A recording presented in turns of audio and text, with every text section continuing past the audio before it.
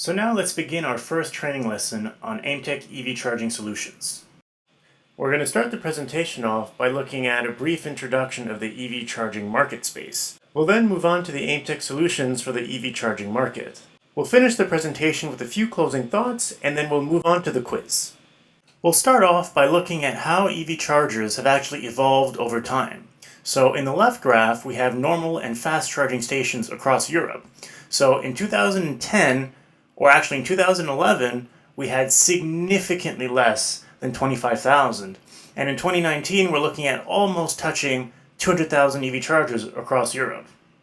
Now, on the other hand, we can also look at the vehicles that were actually on the road in Europe that don't use fossil fuels, or that don't use the conventional fossil fuels. So what actually interests us the most are BEVs, or battery electric vehicles, and PHEVs, which stand for plug-in hybrids.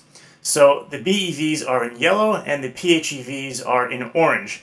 As you can see, PHEVs have not been very popular in Europe and hardly any have been sold at all. But if we look at the BEVs sold in Europe, it's a much more interesting trend and we see the significant growth over time. We can also look at what we're actually projecting the EV charging stations to be in the future. So in 2030, this is what we're expecting to find in Europe. All the numbers that you see in the graph are in the thousands, but just as an example, Germany will be expected to have 720,000 EV chargers by 2030. Germany is a perfect example that shows how much EV charging stations will be important for the economy and for manufacturers in the future, because as we shift our mobility from fossil fuels to electric vehicles, we will need a rapid growth in charging infrastructures to support all these battery electric vehicles on the road. Now also, just for fun, we can look at how electric vehicles have been evolving in the news. I found 3 examples that sort of also illustrate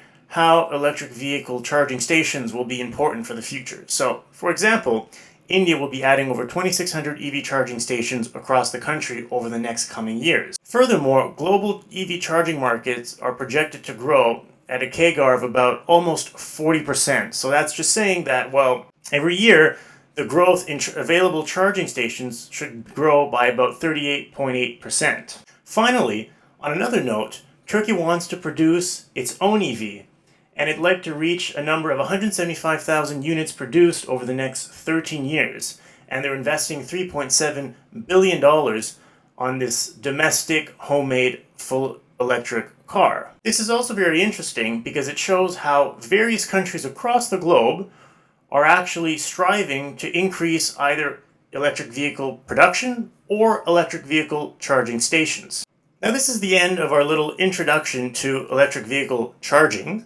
Now let's actually get into why you guys came here for. So how do AIMTech power supplies actually fit in this market? To start off, we'll look over some simple requirements for AIMTech modules, or actually any power supply module that you want to use in a charger. They need to be highly efficient to reduce the power consumption and the amount of heat produced while charging the vehicle. You also need to have a high reliability, so large MTBFs, to sort of decrease the amount of equipment failures, because once an electric vehicle charger is deployed, it's usually not serviced for a while. And servicing these chargers are inconvenient because, first off, you need to send a team out to actually service the charger, and secondly, while it's being serviced or while it's down, you are no longer able to charge your vehicle at that station. Since we're connecting to an AC power source, we need to have a minimum of 90 to 264 VAC input, and in some cases when we are connecting to a 3-phase power source directly, we'll need the 90 to 528 VAC input voltage range.